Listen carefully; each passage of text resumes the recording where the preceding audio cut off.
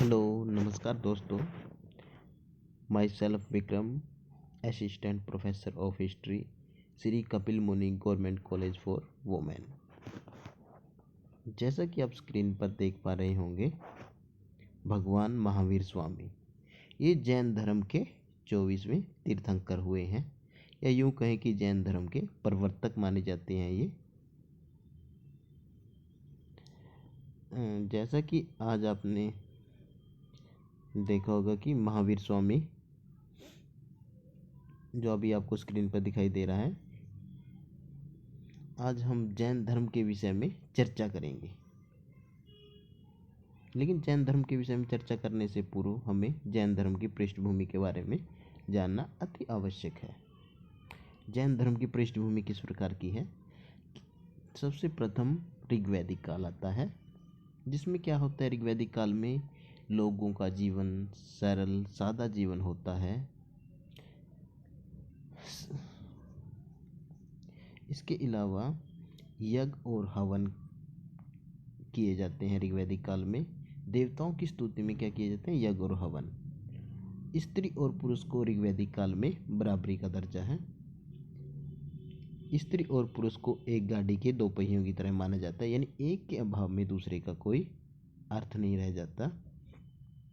ऋग्वैदिक काल का एक अति महत्वपूर्ण श्लोक है, यत्र नार्यस्तु पूजन्ते रमन्ते तत्र देवता, अर्थात जहाँ पर नारियों की पूजा की जाती है वहाँ पर देवता भी निवास करते हैं।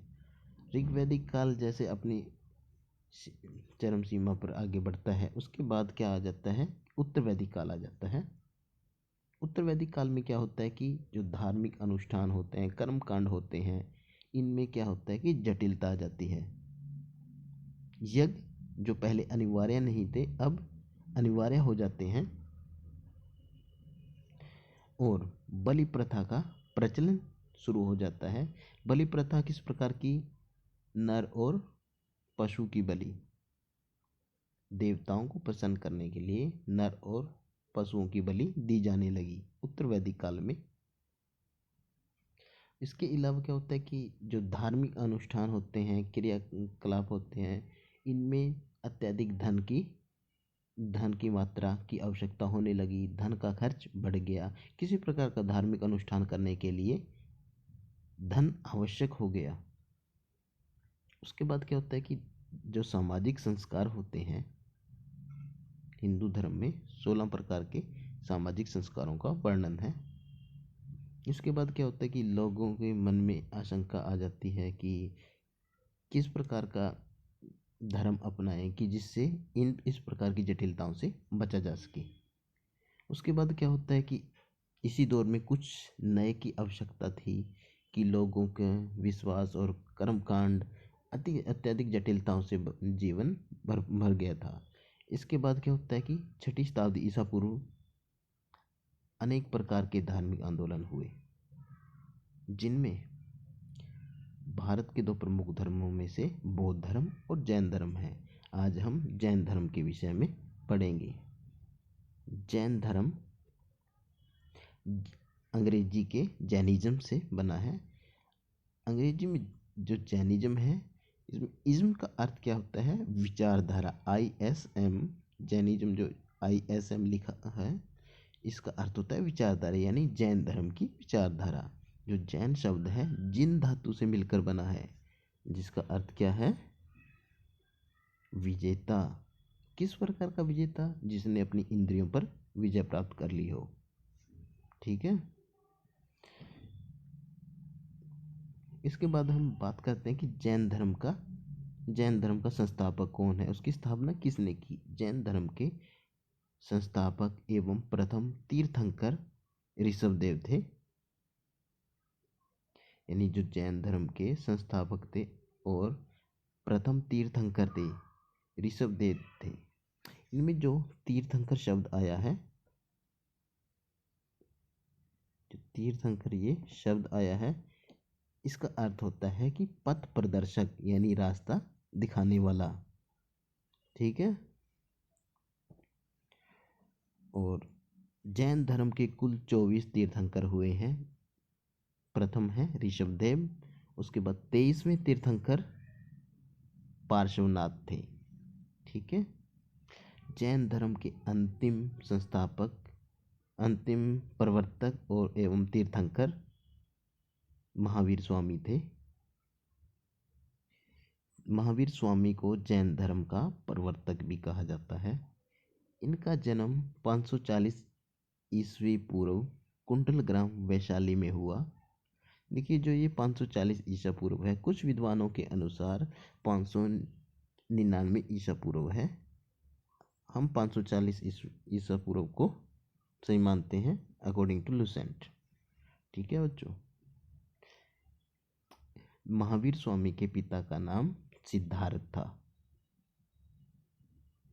और इनकी माता का नाम त्रिशला था, जो कौन थी? लिच्छवी राजा चेटक की बहन थी। ठीक है बच्चों। महावीर स्वामी का बचपन का नाम वर्धमान था। क्या था बचपन का नाम? वर्धमान। महावीर स्वामी की शादी किससे होती है? यशोदा। महावीर स्वामी की पत्नी का नाम यशोदा। इनकी एक पुत्री होती है जिसका नाम क्या था? प्रियदर्शिनी।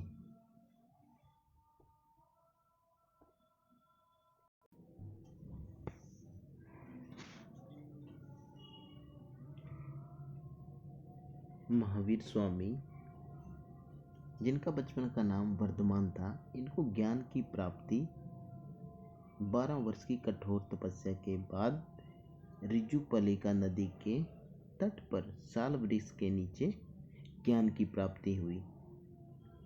जब महावीर स्वामी 30 वर्ष के थे तो इन्होंने अपने बड़े भाई नंदीवर्धन से अनुमति लेकर संन्यास जीवन स्वीकार किया था। इन्होंने 12 वर्ष की कठोर तपस्या के बाद ज्ञान की प्राप्ति हुई। कहाँ पर हुई? ऋजुपलिका नदी के तट पर साल वृक्ष के नीचे। इस घटना के बाद महावीर स्वामी क्या कहलाए? जिन का अर्थ होता है विजेता।